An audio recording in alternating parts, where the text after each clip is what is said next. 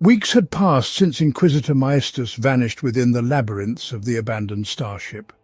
Lacking any intelligence, the contingent of Astra Militarum dispatched 2 expeditions to locate the representative of the Holy Ordos. However, the idolaters of Shudimel ensured the unwelcome guests disappeared without a trace. Within a couple of weeks, the guardsmen already suspected something amiss, and the discovery of the Dark Magos was only a matter of time. Shudimel mobilized the majority of its supporters to awaken the machine spirit of the vessel, for leaving such knowledge on this god-forsaken world was highly inappropriate. While the cloaking shields concealed the ship's vital corridors, and corrupt Skitari quietly eliminated Imperial Guard squads, Magos Cassius worked on deciphering the infocrystals. One of them contained information exceedingly important to him. It spoke of a forge world named Ryza, located in the Ultima Segmentum. But another name for it surfaced in the Magos' mind: the Crucible of Shackled Stars. The data was very well preserved, as the archivist Magos were exceedingly meticulous in their work. The Age of Strife brought a multitude of trials to the population of Ryza, but they endured them with the characteristic resilience and stoicism of the cult of the Omnicia. At the time the Forge World was discovered by the Great Crusade, they had already achieved significant advancements, successfully travelling between the stars within their system and returning with resources to improve the planet's industry. The discovery of Ryza was a momentous event for the Imperium and significantly bolstered humanity's expansion ambitions. However, at the outset, the inclusion of Ryza sparked much debate, for some feared the vast amount of accumulated knowledge and resources. They were so abundant that the Forge could fully rival the Red Planet, and its industrial capacity surpassed many Forge worlds.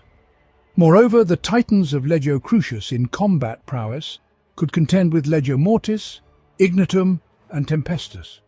According to colonist records, Ryza was once a flourishing planet with 2 continents separated by endless oceans teeming with life. 1,000 years before the arrival of the Imperium, everything changed completely. The green plains were replaced by dead wastelands devoid of all life. The outlines of both continents had virtually unchanged, but they were connected by a network of artificial isthmuses, each traversed by maglev trains. These transported goods between manufactorums with astonishing swiftness, ensuring the interaction of all Ryza's temple factories. The first settlement was named the City of Prosperity, and the first settled landmass became the founding continent. By the time of its discovery by the Imperium, it was already the least populated, as most resources had been plundered over the millennia. Despite this, the City of Prosperity still remained strong and directed the efforts of the entire northern continent towards the production of military equipment. Within the city's walls, the processing centers worked day and night to grade Ryza's output. Failed products were either melted down or discarded so that others might reuse them. Thus, the lifeblood of Ryza flowed through the City of Prosperity as blood through a human heart.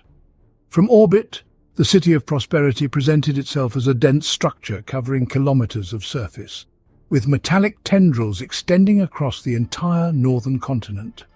The longest of these led to the Western Forges, where hundreds of workshops were exclusively engaged in the development of war machines for the Great Crusade. The continent's coastlines were dotted with recycling factories, their large, squat buildings the only viable intermediary points between the continental shelf and the sea. They interfaced via elevators and ramps, while the structures themselves remained anchored to the seabed with enormous pipes through which Ryza's industrial waste flowed. Further to the east lay the Isthmus of Salvation, the most crucial passage between continents. Although numerous such highways connected the 2 landmasses, it was from the Isthmus of Salvation that scavenger teams launched their expeditions. Devoted tech priests scoured the dried seabed for any valuable items that could be recovered and reused. The isthmus was particularly significant due to its proximity to Transport Terminal 9 Omega, the main spaceport for import and export. The isthmus was so vital that an artificial island was constructed along the northern coast, hosting a handful of Titans of the Legio Crucius to ensure any threat could be repelled. The second inhabited landmass was named the Continent of Erudition, For centuries it remained untouched, and on its western edge the Hierophant Technis established his capital. This position corresponded to the rank of Fabricator General of Holy Mars. The forge was built in the shadow of the House of Titans of the Legio Crucius, which was a hollow mountain named the Iron Fortress. On the outskirts of the capital, specialized manufactorums were established to support the warmongers. Further east of the continent lay the forge city of Endeavor, larger than the city of Prosperity to the north. While the latter specialized in production and recycling, the former served as a repository of knowledge, containing the archival catacombs underneath it, which held the sum total of Ryza's knowledge. As with its northern counterpart, the majority of the southern continent was dedicated to production. Thousands of forge shops manufactured the instruments of war, including essential components for the assembly of battle groups for the Imperial Navy. All products of these forges were sent eastward by trains, where they were placed in the warehouses of Transport Station 9 Omega, subsequently leaving the planet. Kilometers of streets ran through the vast warehousing facilities built around the spaceport. It was through Terminal 9 Omega that most of Ryza's transport flows passed, which is why Hierophant Technis put tremendous effort into establishing defensive lines around this area. In the surrounding lands, numerous anti-aircraft systems have been established to prevent any invaders from landing. Archival records of Ryza, as well as soil studies, confirm that the planet once had clean water. By the end of the 30th millennium, the oceans had dried up, and in their place emerged enormous waste reservoirs, which became known as the Sea of Reclamation. The exact reason for the ocean's desiccation remains undetermined, but it is undoubtedly due to every byproduct of Ryza's industry eventually finding its way into the oceanic depths. Now, due to geothermal sources on the ocean floor, as well as power stations scattered across the planet, the waste in the reservoirs remains in a semi-molten state. From the Isthmus of Salvation, small boats are dispatched to collect the refuse. Their servitors are specifically designed to operate in harsh conditions, allowing the refuse collection teams to successfully gather all valuable items, catalogue them, and transport them to manufactorums across Ryza for repurposing. Consequently, the world's industry remains operational, despite the lack of external resources. Another purpose of the Sea of Reclamation was to test an experimental theory rooted in religious devotion. According to this theory, the Omnissiah communicates with his followers in various ways, and thus his cult on Ryza viewed the Sea of Reclamation as a direct link to the Omnissiah. In its depths, the most unpredictable chemical reactions occur, as the byproducts, from factories and forges, interact with each other in the most unexpected ways. Over millennia, the results of these unexpected experiments were obtained by the tech priests, who roved the seas and praised the gifts of the Omnissiah. The greatest minds of Ryza were tasked with unraveling the mysteries of such gifts, though the accuracy of their claims leaves much to be desired. Ryza's archives eloquently assert that discoveries made in the Sea of Reclamation helped to construct the first super-heavy tank, the Stormblade. Although the planet's prosperity was an indisputable fact, the archives revealed that fate had not always been kind to the Forge world. Ryza had been isolated and subjected to attacks by Xenos and warp spawns, and for some time defense against them could only be provided by the City of Prosperity.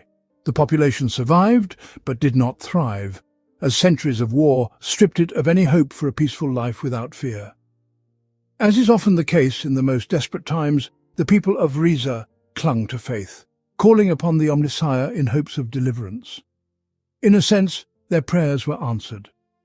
The exact date of the emergence of the sect of tech priests known as the Omnissiah and Gvid is unknown, as are the identities of its founders. It is believed they became the saviors of Ryza in its darkest hours. Its name translates as the lifeblood of Omnissiah, and the first techno-adepts held the belief that the Omnissiah feels the pain of all its followers, and its blood spills across the galaxy whenever it is wounded. To them, the Omnissiah is the fire of knowledge and power, and it is not ordinary substance that flows through its veins, but the very plasma that forms the beating hearts of its followers' creations. As the external threat grew, so did the influence of this religious clique. Their influence resonated in various theological teachings. Their beliefs rang true and eloquent, and the forges of Ryza began to explore plasma technologies to fend off attackers. The Forge world slowly transformed into a formidable force.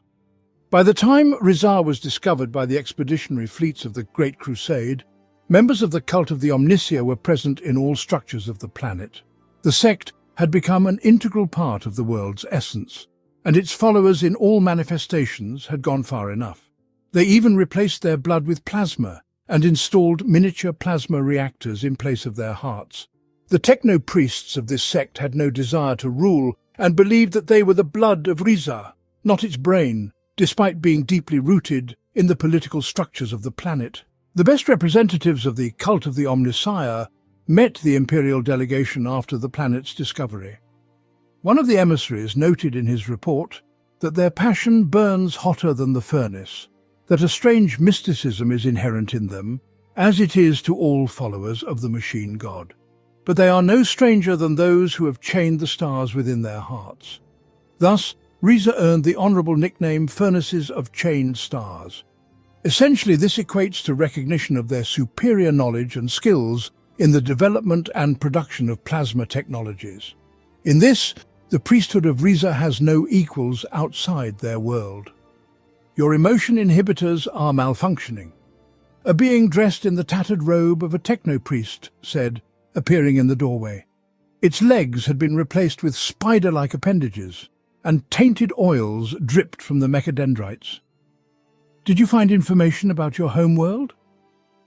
Yes, replied Magus Judamel.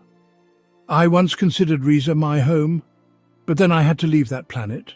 There were too many contradictions at that time. What kind?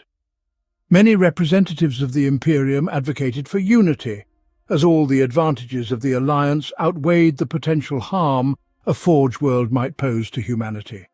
Cold pragmatism outweighed all emotions, and Ryza was offered full vassalage under Terra and Mars. To the surprise of the Imperium, the techno-priests accepted this offer without much disagreement and transitioned under the full control of the Emperor. At that moment, the Imperial archives were supplemented with data on the heraldry of the new ally. It is still believed that the emblem includes the letter R as the first letter of the name, a part of which includes a skull and cog, symbolizing kinship with Mars.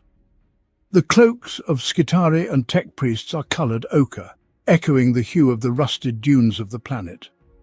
As with many Forge worlds, the soldiers of Ryza often wear purity seals made of blood wax and parchment to show their freedom from corruption. The attire and armor of the highest clergy of Ryza are distinguished by an abundance of rich crimson elements. The more red present, the higher the rank. This same color is found on the linings of warriors' cloaks and on details of war machines. Copper is used to highlight weapon details, for instance, on the Electrostaff's fulgurites, as well as on the mechadendrite harnesses Magasha. Although Legio Cybernetica of Ryza uses an extensive variety of symbols, their robots' color schemes invariably include ochre, dark red, silver, and black. The color pattern of each maniple usually resonates with the scheme of the designated Infocore. Despite Ryza's loyalty, discontented whispers among the high echelons of Terra persist, with many speaking of it with the same level of reverence once reserved for Mars itself. Of course, many Forge worlds served as the beating hearts of the Collegia Titanica combat units, but no one considered improving them due to fear of consequences or simply due to disappointment in such technology. Hierophant Technis Nira Helgentun knew that even as part of the Imperium, the planet would one day face attack and sought to garner as many allies as possible. Thanks to its knowledge and technology, Ryza's renown grew rapidly, making the planet second in influence only to Mars. With such a position, the ruling elite found it convenient to weave a web of political alliances, offering patronage in exchange for assistance in times of danger.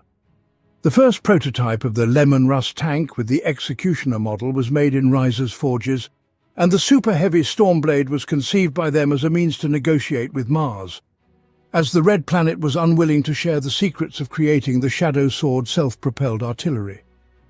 Ultimately, The Stormblade was handed over to smaller forges in exchange for appropriate compensation. The Hierophant Technis believed that the power of the Red Planet would significantly diminish by the end of the war, and Ryza could take its place. But after the Horus heresy, she claimed the opposite, although it was obvious to all that her ambitions went beyond mere survival.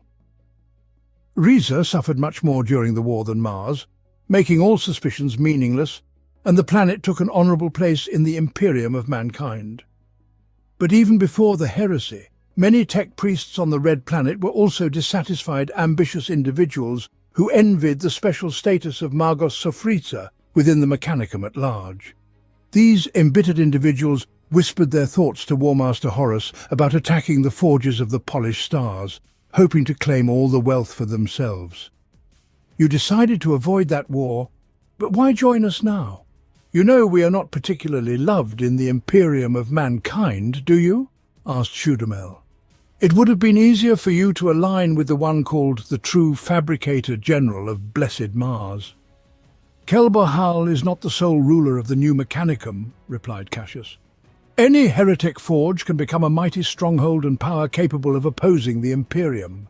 Furthermore, knowledge permeates the very essence of the universe, thus it is foolish to remain in one place. Sensible, hissed Shudamel. From beneath his tattered robe emerged a mechadendrite with a glowing crystal. Here is everything I know about Ryza. The rest of the data lies somewhere within this ship. With these words, the Dark Magos departed, and Cassius read the information from the crystal. When the Horus heresy began, the Magos and Ryza directed their efforts towards constant support of the Imperium, rejecting the offers of the War Master and his emissaries. They sent offers of assistance and calls for unity throughout the segments of Ultima and beyond. Through their actions, the Magos aimed to reforge those broken by Kelbohal's betrayal, provide refuge for the priests exiled from the Red Planet, who refused to break their oaths of allegiance to Tevi, and prevent their allies from falling into the abyss of extinction. Once the word spread far enough, orphaned souls were drawn towards the crucible of the bound stars. Though war ravaged much of the surrounding segmentum, Ryza remained free from abhorrent conflicts, but its growing power did not go unnoticed. As they approached the solar system, the War Master took note of all who might threaten his flanks with any degree of probability, and thus could not ignore such a powerful enclave. The honor of attacking Ryza fell to Eurytus Amicron, the locus fabricator of Esteban VII. In accordance with Horus's command, 140 Titans from Legio Vulturum Mortis and Legio Magna were assembled into a single fist. They were joined by the knightly houses of Morbidia and Raborn, as well as a massive tagmata of the Dark Mechanicum supported by monsters corrupted by scrap code. These forces advanced from the outskirts of the Beta Garmon system towards Ryza. Horus commanded them to cripple this forge world, yet the predatory Dark Mechanicum had their own plans for the planet. By that time, Ryza was not only guarded by the forces of Legio Crucius, but also by the resurrecting power of several other Legio and knightly houses. Among them were the Knights of House Taranis and House Zavora, ancient families summoned to Mars since the Age of Strife, as well as Legio Honorum and Legio Osedax, who had allocated part of their contingent to Ryza under previously established pacts. But it was not only these forces that awaited the War Master's troops on their approach to Ryza, for in centuries of resisting external threats, Hierophant Technis had seen to the creation of the first line of defense. This role was taken by the artificial moon Ryza Secundus.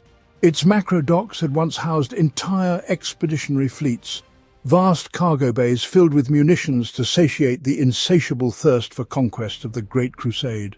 From the vast cargo holds, trains laden with ammunition rushed toward them, while in the adjacent docking modules, ships were being modified in accordance with the dogmas of the Amuncia Quith. Ryza Secundus posed a significant threat to the fleet of traitors, as the might of their Titan legions meant little in the void of space. Avoiding a direct assault, the traitors meticulously devised their plans and dispatched a vanguard. Several weeks before the main forces were sent, The arrival of this vanguard was marked by anomalous sensor readings weeks before the invasion. Distant monitoring stations registered a brief warp engine discharge associated with the appearance of ships from the ether, which turned out to be anomalous sensor ghosts. As the number of such sightings increased, scout cruiser patrols combed the system in search of the enemy, but they found nothing except the endless void. Over time, these readings were attributed to turbulent warp storms in the neighboring sectors, but the inability to detect the enemy did not mean their complete absence. Each had the form of a traditional Mechanicum cruiser, but their designs were significantly altered. Entire sections were removed to create additional cargo holds, each loaded with lobotomized combat servitors, corrupted Skitari, and flying mechanical constructs. To avoid detection, the ships were equipped with only the faintest hint of engines and drifted through the system solely by inertia, making them invisible. After a month, these improvised transports approached Ryza Secundus, and due to the vagaries of the warp, time was greatly shortened, after which the main part of the renegade fleet materialized near Ryza. 80 ships revealed themselves and their intentions. The Loyalists were ready for combat, but were outnumbered, as their fleet was in the shadow of Ryza Secundus and barely counted 20 ships. The remaining barges had been handed over to the Imperium decades before this event and had not yet returned to their home docks. The Ryza fleet did not wish to engage without support from the satellite's guns and watched the enemy's approach, waiting for a trap.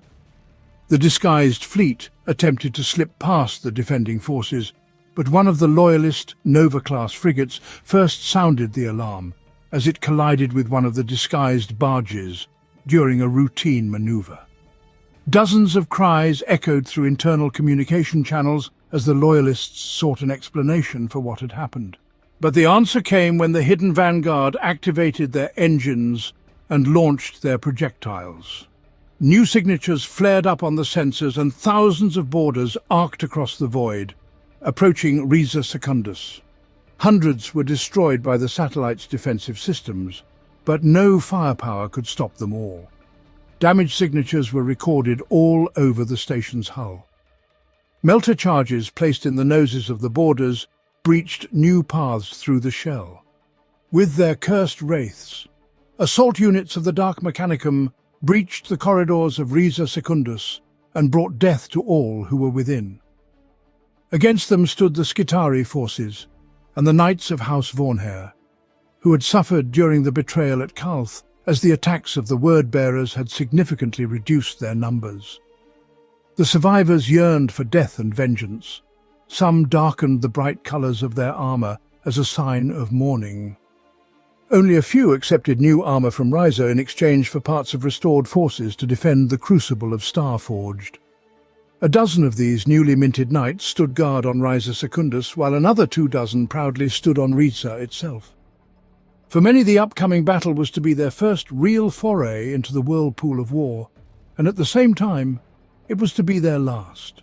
When an innumerable multitude of enemies surged towards them in attack, not one shirked their duty, pushing the enemy back in every battle. If it weren't for their small numbers, Ryza Secundus might have stood longer. Alas, a dozen knights could not defend all the cargo holds and halls of the vast station.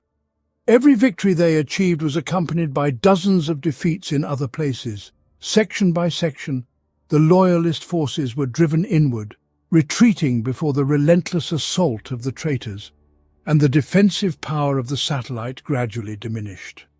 Reinforcements for the traitors came from House Morbidia, who had sworn allegiance to Kel Bohal. Facing them, the House Vornhair representatives realized their doom, for the arriving enemy was equal in power, but not in numbers or honor. In the final hours of Ryza Secundus's fall, communication between the planet and the station was severed, replaced only by interference. Plasma battery flashes in the void were the only sign that resistance continued. Sustained reports tell of a valiant last stand fought by the Knights of House Vornhair. The surviving defenders entrenched around the central command post in the heart of Ryza Secundus and sold their lives dearly. Extracted data speaks of a fierce 6-hour battle that claimed the lives of dozens of Morbidia knights. The fight ended, when the damaged batteries of Ryza Secundus in a final salvo destroyed the enemy battleship Omnisia's benediction. Decades later, the names of the 12 brave souls who defended Ryza Secundus were engraved on a 20-meter fragment of its hull, adorned with precious stones. When Ryza Secundus fell silent, the few surviving ships immediately withdrew from the fight and hastened to the system's borders, following pre-received orders to request help from allies and return fully armed. The fleet of the traitors took orbit around Ryza, positioning themselves beyond the reach of ground-based guns. The surface braced for an impact, but it came from a very unexpected direction. On Ryza's surface, the enemies were awaited by a fifth of the entire Legio Crucius, knights of House Tyrannus and Zavora, as well as the few remaining Vornheer. Despite the loss of the first line of defense, the might of the Tagmata of Ryza remained formidable. Consequently, the supporters of Lupercal did not hasten to land on the surface. To carve a path for themselves, the renegades resorted to a long-proven and reliable means. The War Master had long before embedded agents into the society of Ryza who, at the appointed hour, struck at the forges and manufactorums. Lacking preparation, the rebels relied only on their own strength and captured weapons. They attacked food convoys, hindered troop movements, and sabotaged the infrastructure in every possible way. They could not harm the knightly houses or the Legion of Titans, but they could weaken the defense of Ryza by delivering blows. The fatal stroke was delivered 19 days after the fall of Ryza Secundus. A tech priest, seduced by the promise of Kelbahal, took control of one of the forged temples of the southern continent. Such a loss jeopardized the vital supply route to Terminal 9 Omega, and gave the enemy access to battle machines, including Stormblade super-heavy tanks. In response, a battle group of Legio Honorum marched on the temple, destroying anyone who tried to oppose them. In their absence, Terminal 9 Omega was left protected only by the Knights of House Joden, and under their watch, the traitors attacked the starport at 9 Omega. When the first enemy ship broke through the clouds, the starport's warning signals were ignored. So confident was Hierophant Technis in her defense. Only when dozens of enemies descended onto Platform 9 Omega did alarm begin to rise. When communication with the starport was lost, an appropriate command was sent to Princeps Senioris Galhets, commander of the battle group of Legio Honorum, who was at that moment engaged in the siege of the Forged Temple. The Titans hurriedly turned and headed for the starport. 4 hounds rushed ahead to ascertain how the enemies had neutralized the defenses of 9 Omega as soon as possible. When the battle group entered the storage area, no signs of House Joden were found, and Galhets feared for the fate of their allies. All attempts to contact them were disrupted by a stream of indecipherable binary code and snippets of vox shouts. In the first wave of enemies were spotted the Titans of Legio Vulturum, and the Titans of Honorum rushed to intercept to prevent the enemy's landing. This endeavor proved fatal. The first to detect movement on his auspex was the Princeps of the god machine Inexhaustible. He managed to turn and see Cerastus pattern knights in the liveries of House Joden, whose hands crackled with spears. Moments later, the leg mechanisms of the Inexhaustible were severed by a sudden attack. The god machine swayed and crashed to the ground. From surrounding buildings, the Knights of House Joden opened fire. The void shields of Honorum fell, and then their engines failed. The betrayal was fully revealed. In the ensuing chaos amidst the crossfire, few noticed that the first transport of Legio Vulturum had landed on the platforms of the starport. In mounting desperation, Galhex commanded his Titans to unleash their full might upon the spaceport, preventing the enemy from seizing such coveted spoils. Each Princeps staked their life, disregarding the enemy knights scurrying beneath their feet. When the first enemy Titans scaled the walls of the spaceport to return fire, only 2 flame-shrouded war machines remained of the Legio Honorum. The last report from Princeps Galhex was filled with bitter curses as he overloaded the reactor of his god machine in a final act of suicidal defiance. Spaceport 9 Omega was captured, and the gates to Ryza were thrown wide open. Legio Vulturum advanced westward across the southern continent, dispersing the gathered strength of the Acidax en route, while Titans of Legio Mordaxis began landing at landing pad 9 Omega. Beyond the Sea of Reclamation, Legio Magna embarked on a pursuit of the fleeing instigators of war. To this end, the Flaming Skulls, supported by tank companies and Knights of House Araborn, landed at the City of Prosperity, sweeping away all in their path. Archives indicate that it was to the City of Prosperity that the surviving elements of Legio Crucius retreated, joining forces with the surviving maniples of Honorum and the surviving scions of House Varnhem. For Ryza, the City of Prosperity was a vital link in the production chain of plasma reactors for Titans and starships. Though primarily focused on production, it was also a mighty fortress capable of withstanding fierce assaults. The fortitude of its walls had been proven numerous times during the Age of Strife. Though a century had passed since the last assault on the city, the Mechanicum meticulously maintained the bastion's condition. The forge was encircled by a 10-metre-thick wall of adamantium. It was guarded by battalions of Skitari and Ryza's Tagmata tech priests. Specially designated firing ports housed plasma annihilators, upon which Hierophant Technis relied to repel the attack of the renegades. However, both sides understood that the city was too valuable to be thoughtlessly destroyed, so the Loyalists confronted the enemy outside as they marched across Ryza's dead wastelands. Legio Magna Titans preferred to meet their foe face-to-face, favouring direct assaults, but they exposed themselves to the city's defensive weaponry in doing so. Therefore, the leading Warlord-class Titans shielded those behind with their void shields. The Loyalists managed to bring down the shields of one Warlord and eliminate it along with 2 Reavers. However, simple attrition warfare was not the only tactic available to the Loyalists. Defending the Salvation Isthmus, Legio Crucius also faced a contingent of Legio Magna and endured their bloodthirstiness. Yet as both sides traded fire, the hounds of Legio Honorum dared to advance and harry Magna's flanks.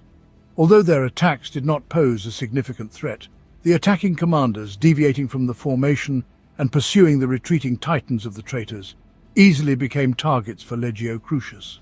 Ultimately, the enemy was lured into an area with old defunct mines, which had been buried long before the City of Prosperity was founded.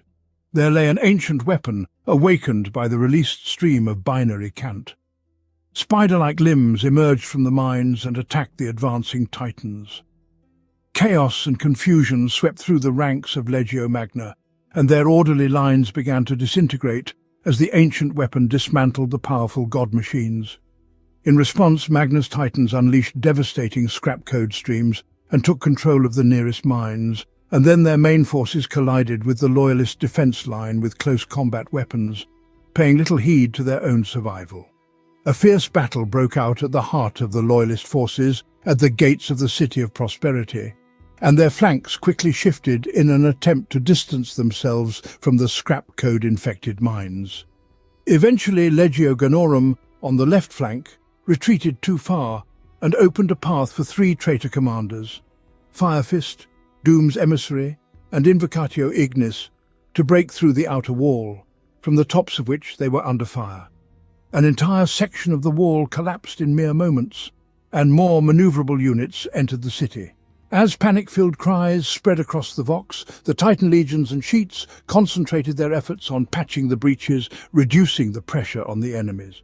As one, Legio Magna surged forward.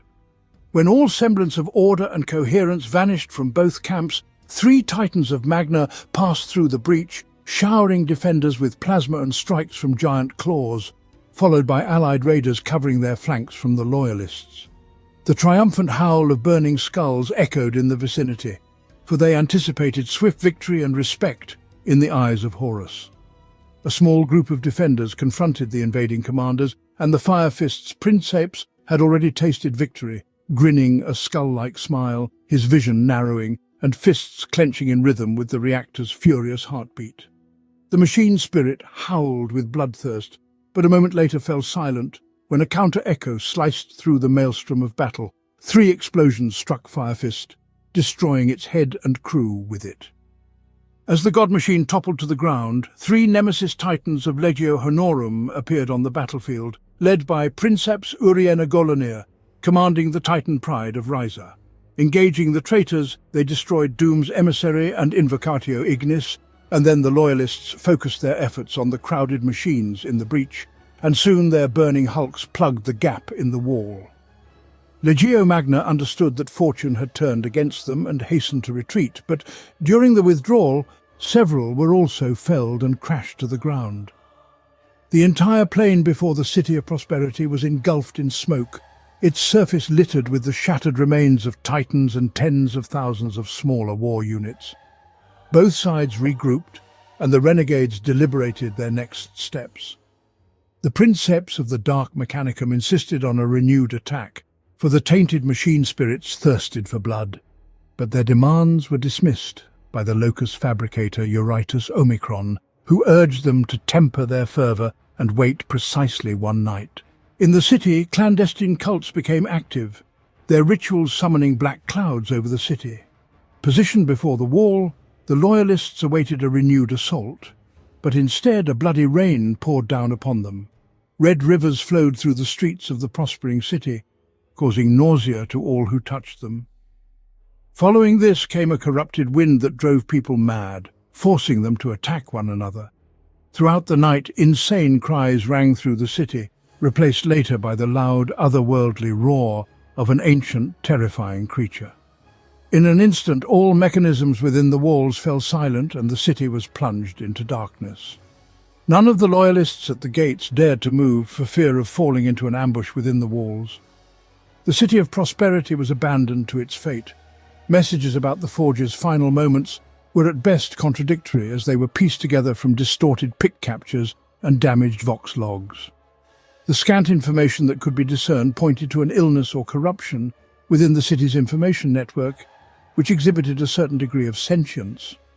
Mere minutes after this infoweb corruption made itself known, reports of grotesque constructs leaping from the shadows and attacking spread through the Vox. These constructs were assembled from the remnants of shattered machines torn from the manufactorum of Ryza. They appeared to be guided by a single mind, and they killed all they encountered. Towards dawn, the screams subsided, and the Knights of House Vornher were tasked with assessing the situation in the city, while the Titan legions remained to guard the approaches. Surviving testimonies indicate that the city was completely flooded with blood, with no trace of the enemy who had orchestrated the massacre. Nor were the bodies of the dead found. The only remaining residents of the city were nauseating odours and a sense of unease. Realizing there was nothing left to defend, the Loyalists retreated. The City of Prosperity was abandoned to the invader. On the southern continent, maniples of Legio Vulturum divided the Loyalist forces. Unlike Legio Magna, they were not known for direct engagements. In the weeks following the fall of the Isthmus of Salvation, they divided their cohorts into 3 parts with the aim of capturing specific segments of the southern continent. Once they had sated themselves with the destruction of resistance, Magnus Sauer of Legio Mortis gathered the remnants of the Legio and the Knights of Morbidia. Utilizing information from secret agents, Sau launched a swift assault on the temple forge of Cascod atop the mountain. Overnight, House Morbidia broke through the Loyalist defences and seized monitoring stations intended for observing the surrounding lands and airspaces. From there, the Princeps advanced with the goal of decapitating the Loyalist command at Endeavour City, for there the resistance was personally led by Hierophant Technis. Aside from its primary functions, Endeavour was the residence of Nera Heldentun, and her removal would have completely demoralized the Loyalists of Ryza. With a coordinated strike, Legio Mortis and Vulturum repelled a small strike group of Magi. Unprepared for the sudden ferocity of the traitors' attack, the Loyalist forces found themselves incapable of organizing a counterattack, and the enemy Titans encircled the city. Soon, the renegades captured the city. Its defences fully succumbed to the Dark Mechanicum and were bolstered by Titans. Nera Heldentun managed to evade capture, and enemy hunters scoured the city in search of her. The news that Hierophant Technis was alive remained the sole glimmer of hope for all those trapped within the walls of Endeavour. The resistance was fierce, and the nights were lit by fires and flashes of crossfire. However, such resistance was futile without proper support, and the few messages that trickled out beyond the walls of Endeavour increasingly contained pleas for assistance. For time was scarce, and the renegades were close to annihilating the loyalist resistance pockets and displaying the tattered uniform of Hierophant Technis. The surviving loyalists gathered on the outskirts of the city. With them still were the knights of House Taranis and Zavora. In response to Nera Heldentun's calls, only 11 titans of Legio Secutari answered. The rest were too embroiled in conflict with the maniples of Vulturum to withdraw from battle. Yet these 11 volunteers faced the necessity of launching a suicidal attack on Endeavour, as the city was surrounded by barren plains, hills of scrap metal, and abandoned warehouses, which were the only cover on the path to the city walls. The task was complicated by the fact that the superior titans of Mortis and Vulturum stood guard and raked the wastelands with their fire. While the sense of duty wrestled with pragmatism, Endeavour burned, and no one among the gathered Legio could conceive a way out of the situation. Vox records emphatically assert that at some point, Princeps Nuas of Legio Secutarii succumbed to despair and ordered a retreat. However, the Allies defied the order and shamed the Princeps, and the Legio advanced towards the city despite monstrous losses. Unfortunately, the Secutarii were already stepping over the scattered remnants of god machines to unleash their wrath upon the traitors. In the shadows of the Titans, the forces of houses Taranis and Zavora moved unnoticed. They advanced towards the walls contrary to orders, driven not by a desire for a glorious death in battle, but by something else. They bitterly recalled how the new faith of Mars had deprived them of their homeland. Nearly 200 orphaned knights had found refuge on Ryza, and they were unwilling to lose their new home. Thus, they charged directly towards the thundering guns of the enemy Titans. The guns of Mortis and Vulturum unleashed their fury with unrestrained pleasure, aided by their enhanced plasma batteries. The number of loyalists behind the walls of Endeavour dwindled with every passing minute. City records state that only 49 knights reached the walls. Entering the city proved easier than reaching it, for the wall was breached in several places. It is believed that the first devastating blow was delivered by Knight Castigator Cerastus in the Gladius Ignum from House Taranis. He destroyed the stabilizers of the ancient raider Mors Fadus, created during the Dark Age of technology. Bolstered by the sight of the fallen Titan, Princeps Nuas and his battle group quickened their pace, intensifying the pressure on the retreatants as the loyalist knights swept through their ranks. The breakthrough in the defences marked a pivotal moment in the battle for Endeavour. Much like in the battle for Terminal 9 Omega, the city's streets gave the loyal knights an advantage and concealed them from the wrath of the Dark Mechanicum's guns and titans. The knights encircled 4 titans, while others found themselves trapped between the city's resistance and the attacking loyalist titans outside. It was then that Princeps Zhao ordered the ranks to close and the void shields to be combined. Each manipule faced the attackers, their tactics minimizing the damage from the Taranis and Zavora knights' attacks. However, the intensity of fire on the advancing titans decreased. Zhao's maneuvers were aimed at buying time for the Morbidia knights operating in Endeavour, but he did not anticipate that his manipules would become easy prey for the Sedax. Princeps Nuas immediately exploited this change in tactics. Under his command, the Titan's doomed warrior and lost son surged forward and unleashed a merciless barrage of rockets. Zhao and the machine spirit of Vitamis Harem roared in defiance simultaneously, directing their weapons towards the advancing raiders.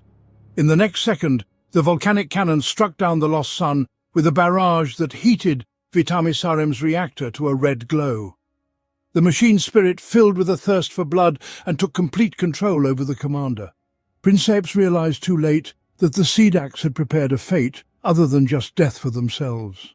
The Titan had already turned into a walking bomb. Dozens of rockets streaked over the doomed warrior's armor, overloading Vitamis Harem's shields, and when the reactor exploded, the Titan commandant disintegrated, and the subsequent explosion consumed the nearby machine god. When the blazing supernova subsided, the surrounding city quarters turned into a molten crater, within which 7 Titans of Legio Mortis smouldered. The sudden loss of the god machines of Mortis undermined the fighting spirit of the retreatants in Endeavour, and tactical planning gave way to the instinct of self-preservation. Legio Vulturum also decided to retreat, although they still maintained numerical superiority. In a final act of betrayal, Vulturnum turned their weapons on Legio Mortis, who tried to stop their retreat. Chaos reigned among the ranks of Horus's supporters. While the enemies tore each other apart, the surviving loyalists emerged from the shadows, and Hierophant Technis ordered the opening of Ryza's secret military vaults, sealed with ancient protocols. At another time, such an action would have been considered techno-heresy, for forbidden technologies were stored there. But she decided it would be better to beg for forgiveness in the future than to witness the fall of Ryza in the present. Ultimately, the secrets of Ryza, concealed from the Imperium, were revealed when loyalists fought for their home. Reports indicate that, after Nera Heldentun's decision, representatives of a previously unknown night house named Sidus were observed in the whirlpool of battles. Emerging from the dungeons of Endawar, the knights joined forces with the remnants of Taranis and Zavora, helping to expel traitors beyond the city limits. On that day, the Loyalists claimed a new victory, and the battle for Ryza entered a new phase. Securing Endawar, allies gathered behind the city's walls. Their numbers grew as battered maniples cut their way through the dispersing forces of the traitors.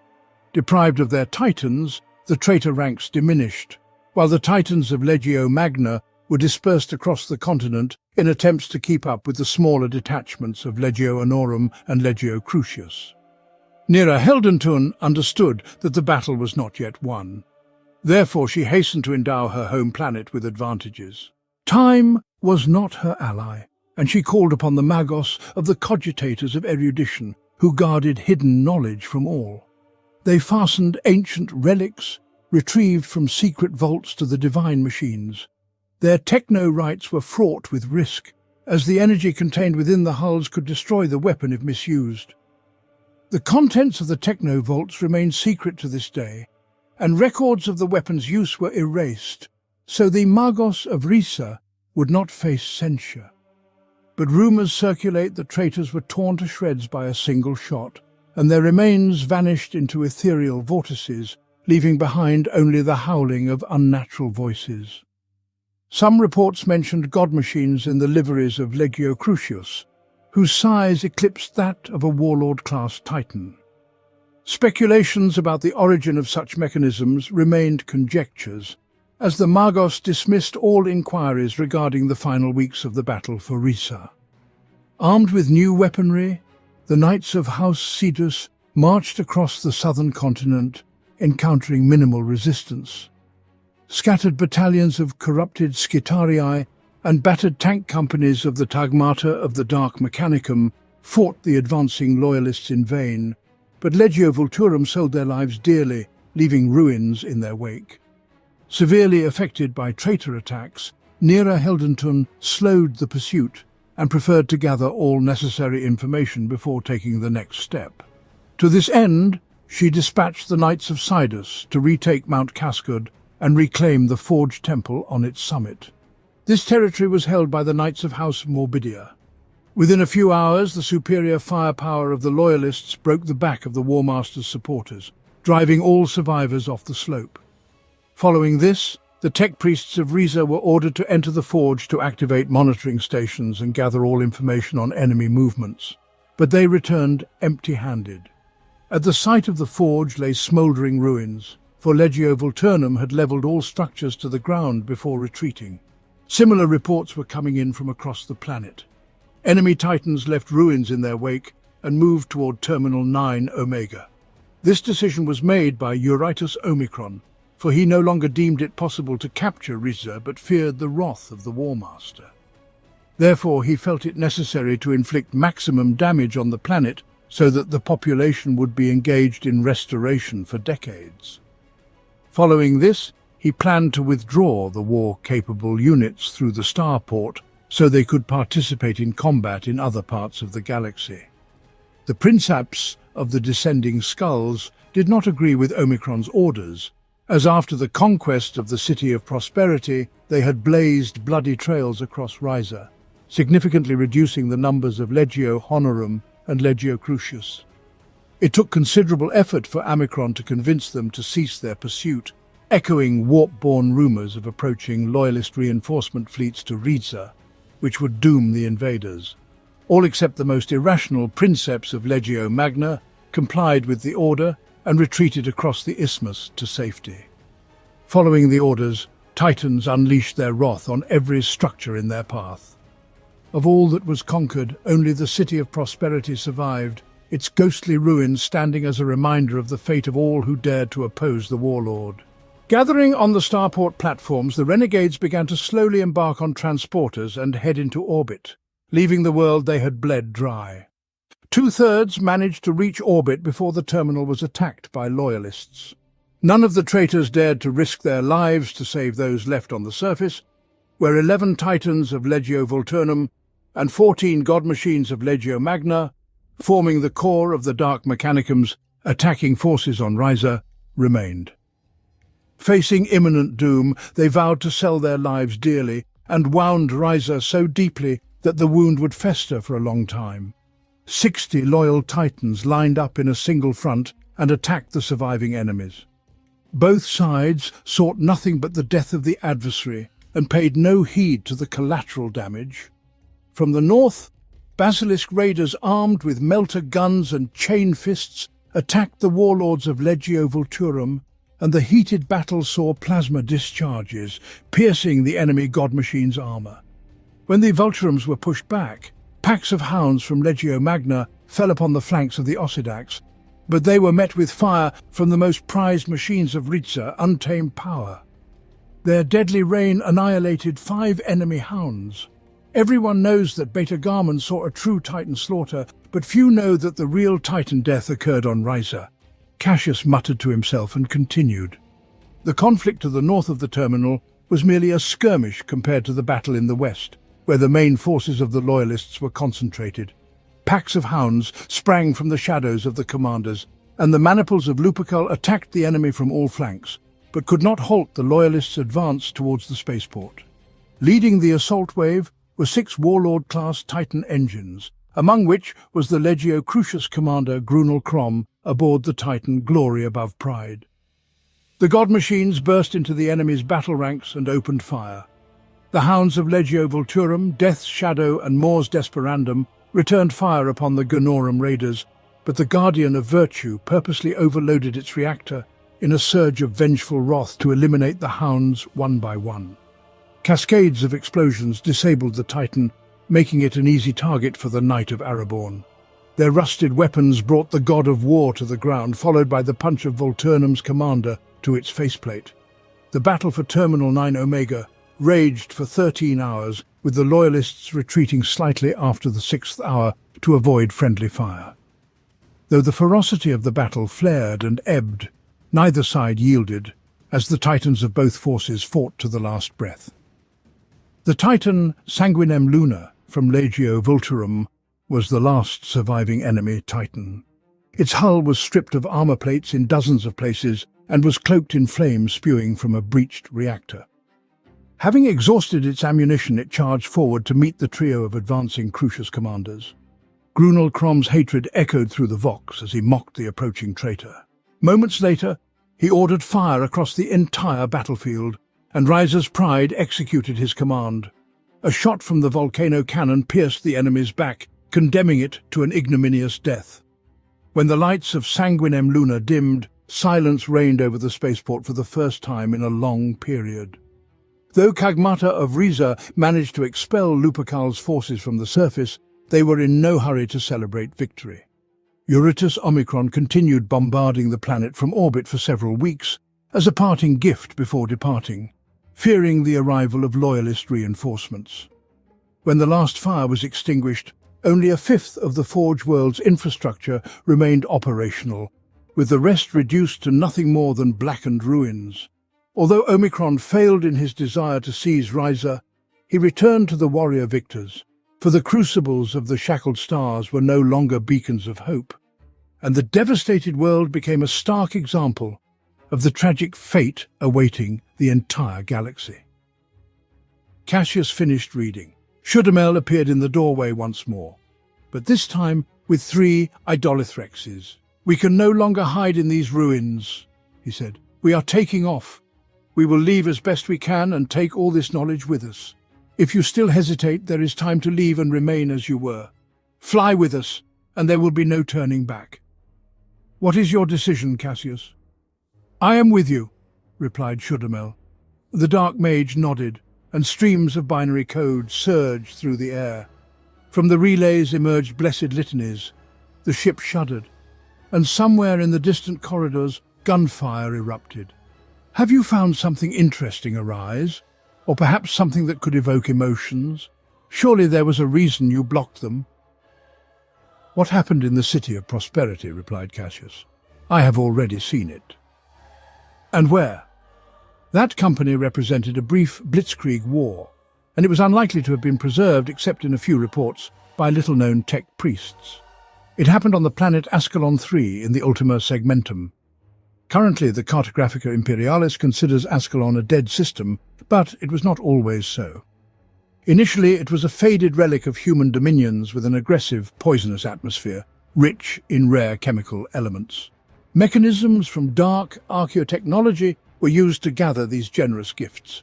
Despite everything, the hive cities were inhabited by hundreds of millions of people, and the planet was considered prosperous. But after the onset of the Age of Strife, a slow stagnation began, isolating Ascalon and forcing it to cope with all adversities alone. Ultimately, by the time the Imperial Expeditionary Fleet arrived, the population had dwindled to a few million, and the descendants of the colonists had to subsist on industrial waste and dismantle urban vaults that helped maintain the artificial microclimate. The Imperium brought them hope for a better life, and a group of Magi of Ryza zealously undertook the task. They smoothly launched a series of purification stations capable of processing the toxic clouds, and within 27 years, Ascalon had turned into a fully functioning forge world.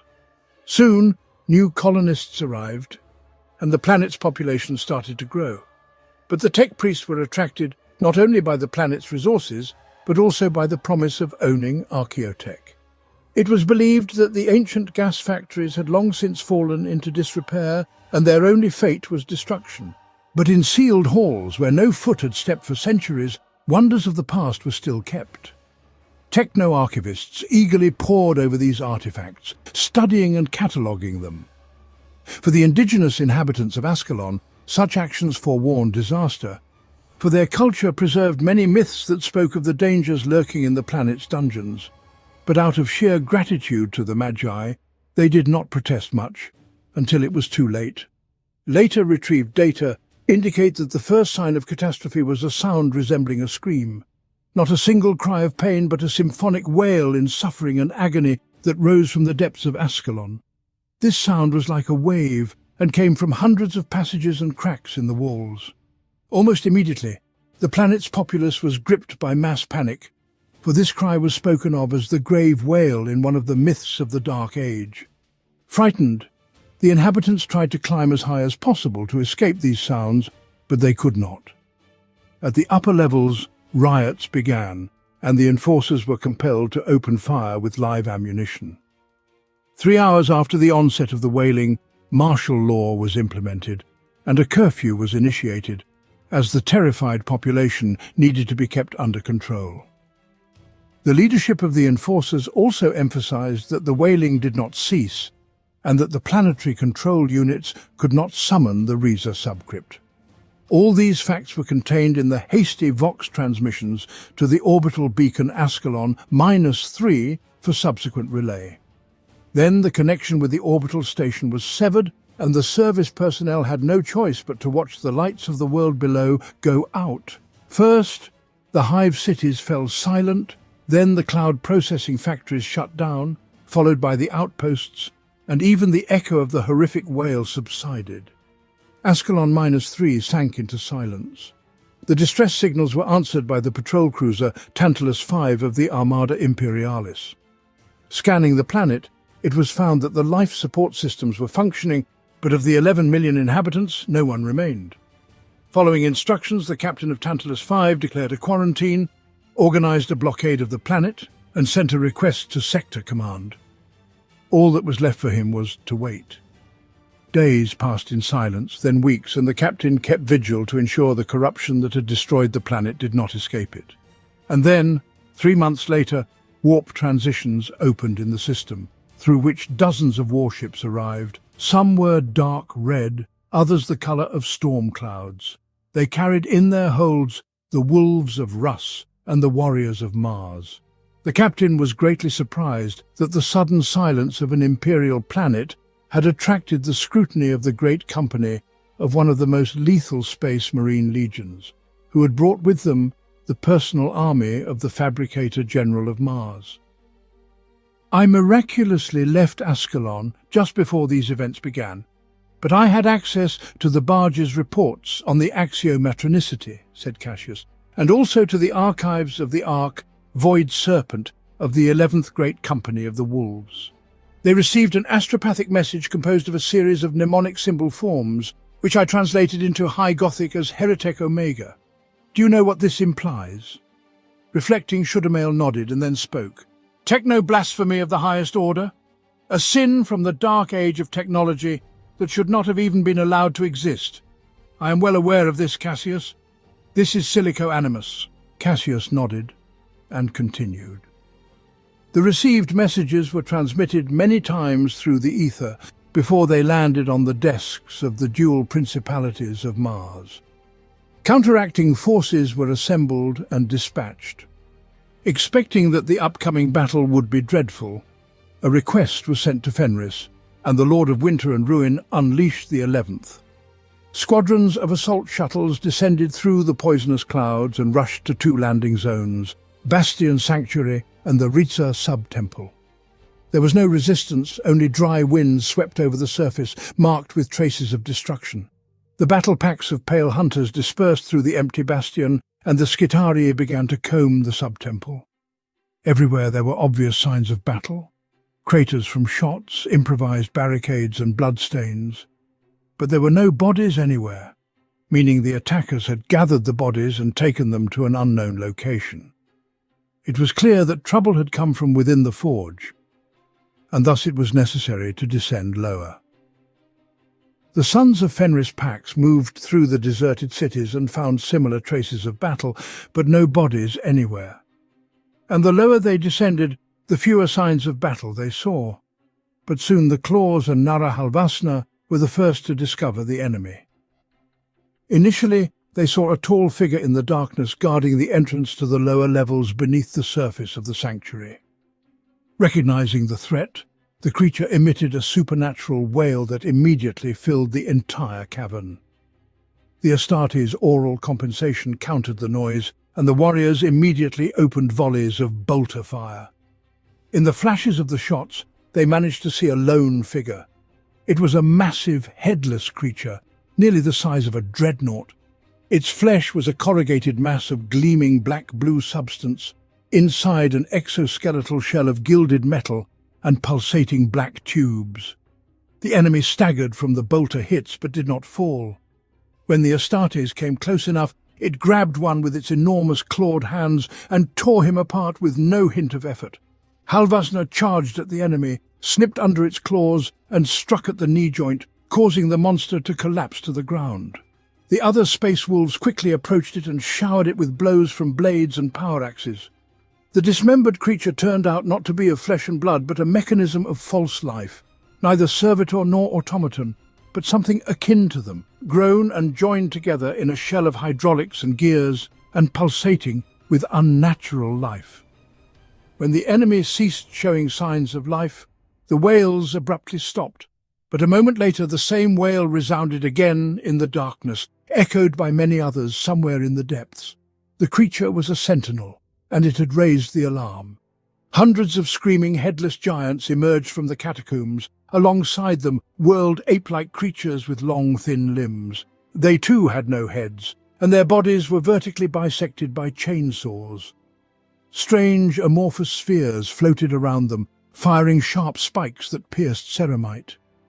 The space wolves quickly attacked this wave of horror, and in the meantime the Skitarii joined the battle, their radium carbines and volkite discharges meeting the oncoming wave with scorching beams. Meanwhile, in the industrial zone around the sub-temple of Ryza, the Skitarii formed into pentagonal battle formations and divided the area into sectors of fire, but the attacking horrors clung to their unnatural lives to the last and slammed into the ranks of the Skitarii like deadly projectiles. Each giant took a dozen fighters with him before he could be killed.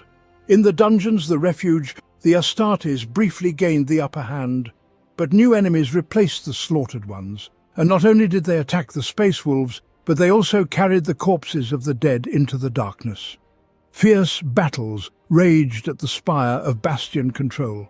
Here, the defense was led by Jarl Varald Halsden, and his Huskarls in Terminator armor attacked wherever the enemy's assault was particularly intense. Jarl managed not only to participate in the battle, but also to coordinate the Legion's actions to ensure that no pack was cut off. Additionally, he dispatched reinforcements of Skitarii squads from orbit to the besieged units. He saw in the enemy's actions a clearly coordinated strategy. Their attacks were meticulously timed and had a specific purpose. Their amorphous floating spheres circled the wolves' battle formations and attacked their heavy weaponry, while smaller creatures with implanted chain blades launched lightning strikes at the flanks. They became known in the ranks as Gut Rippers. Jarl hastened to send his Iron Priests and Magos to the Mechanicum in search of answers about the nature of these monsters, for the increasing losses over time would cast doubt on the battle's victory. The Tech Priests concluded that these creatures indeed belonged to the Heretic Omega. That was the name given to the blasphemous creations based on Dark Age technologies. Synthetic bioplastics in their flesh are a grotesque mockery sitting between organic life and the artificial purity of the machine, capable of reproducing and regenerating themselves in endless distorted forms like cancer cells. Such entities had been encountered before and had long been marked for extermination. The Iron Priests, in turn, discovered that their scream was a form of echolocation, by which the creatures navigated their surroundings and coordinated their attacks. While the battle raged on the surface, the speaker for the dead, Karim Skarsil, managed to mimic their scream and slipped behind the headless monsters all the way to their lair. He descended deep enough, where roughly hewn stones formed a cavern from which tunnels of dim gold extended. There in the grooves of the walls pulsed the very bioplastic that formed the monster's skin. The speaker for the dead returned and reported his findings, after which Halsden's forces had a very specific objective. Soon, the Void Serpent opened its bomb bays, and the surface near the Hive City was shaken by explosions that broke open paths into the caves beneath the refuge. When the dust settled, a chasm into darkness yawned in the ground, into which storm rams, dropships, and pods of the space wolves descended. Following them, the tertiary axiom directed squads of cybernetic assassins programmed for relentless killing, known as Sicarian Ruststalkers, into the chasm. 24 dreadnoughts, sons of the world, strode forward at the vanguard. They were paving the way for their Legion brethren and the Martian assassins. As they delved into the depths of the technological hell, the dreadnought corps became increasingly scarred by the blows of mechanical creatures. Casualties were numerous, but the Loyalists did not halt until they reached a vast cavern, where they were met by enormous shapeless masses of bioplastic and buzzing hydraulics. Their howls were so intense that the Space Marines' eardrums burst and their auto-senses overloaded. Their biopolymer skin absorbed projectiles, and the Space Wolves' attack faltered, turning into defensive shooting. The mechanical tentacles of the monsters shattered the dreadnought's armor, but the wolves persisted, overcoming their fear. However, the supernatural cybernetic howl did not affect the Sicarian Ruststalkers. Like ants, They swarmed over the horrifying biomass, attacking with their transonic blades. Their strikes left rough gashes in the monster's skin in search of a vulnerable spot, but the wounds quickly healed, and the beast continued its assault. Then Varald Halston surged forward with the huskarls of the Terminators. He plunged into the mass of vile flesh, hacking away with his frost blade. The Terminators echoed his assault, and soon fully grown wounds were bombarded with Tarsis charge grenades. When nauseating flashes flickered beneath the unnatural skin, the creature staggered, its howl distorted, and the carcass collapsed to the ground. The flesh immediately transformed into a hissing chorus, revealing the mechanism beneath. The space wolves howled triumphantly and intensified their assault. Within minutes, the fate of the first nightmare was shared by the second, and the legionnaires stormed into enormous crypts of dim gold and pulsating ink-black flesh, comparable in size to a cathedral. It was here they found the dead inhabitants of Ascalon. They were stacked by the tens of thousands in blood-drained alcoves. Resistance within that hall was minimal, and the Astartes intensified their advance, for Vox reports indicated the monsters were retreating into the catacombs to defend the discovered crypt. In the final hall, the wail of the tomb was replaced by a voice speaking in ancient human languages. At first it threatened and demanded, then it tried to persuade the invaders to stop, and finally it began to plead. In the center of the chamber, surrounded by bioplastic tentacles, floated a dark blue pulsating sphere, in which flickered changing patterns of a golden scheme resembling constellations. Though Halsden was not a magos of the cult of the Omnicia, he immediately understood what it was. Silico Animus, the blasphemy of true machine intelligence, awakened from a long slumber by careless techno-archaeologists. At that very moment, under the influence of a silent command, the Sicarian rust stalkers launched an attack, chanting hymns in binary cant. They crashed into the pale protective field, as did Halsden's power axe. When the shield burned away, the material form of the abhorrent intelligence was subjected to their onslaught. The mechanical scream reached its peak, and then came silence.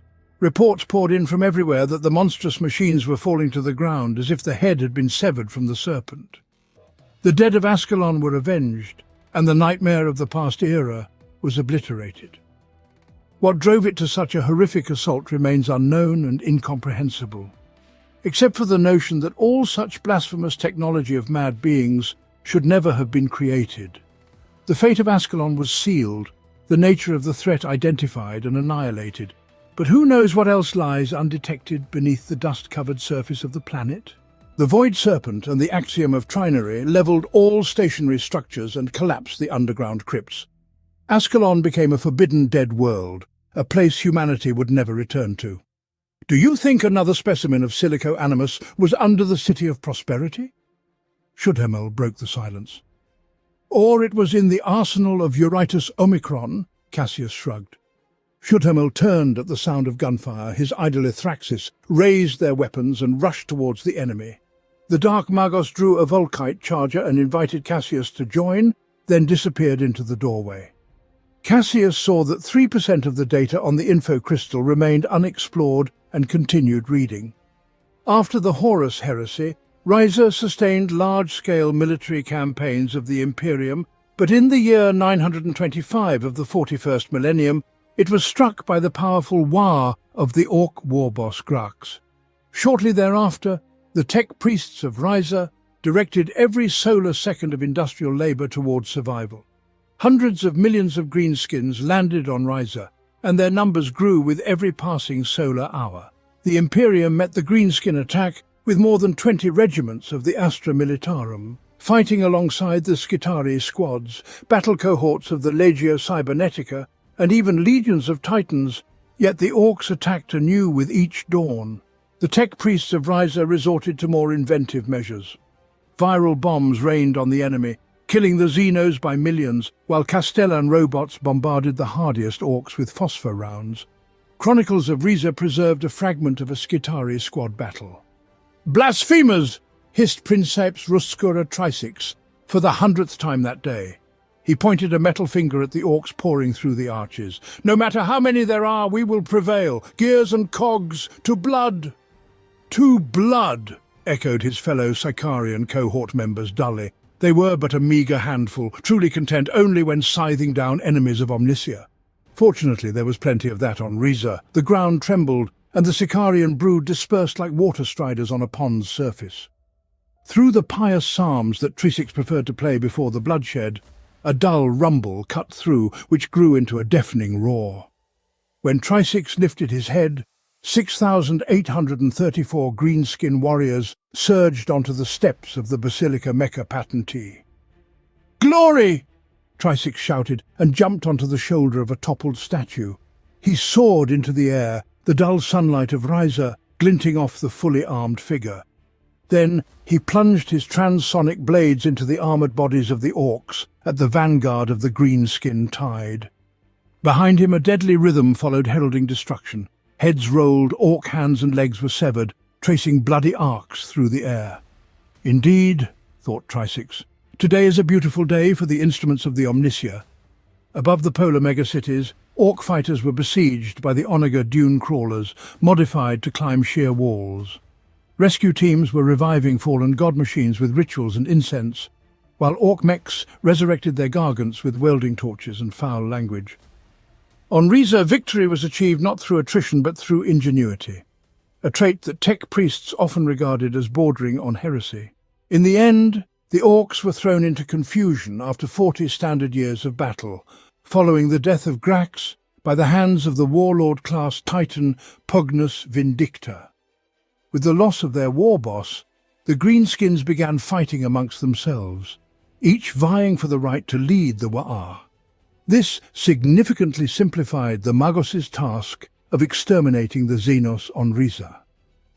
After the fall of Cadia during the 13th Black Crusade of Abaddon the Despoiler, the galaxy was torn asunder, creating the monstrous warp rift known as the Cicatrix Maledictum, stretching from the Eye of Terror to the Gedix anomaly at the eastern edge of the galaxy.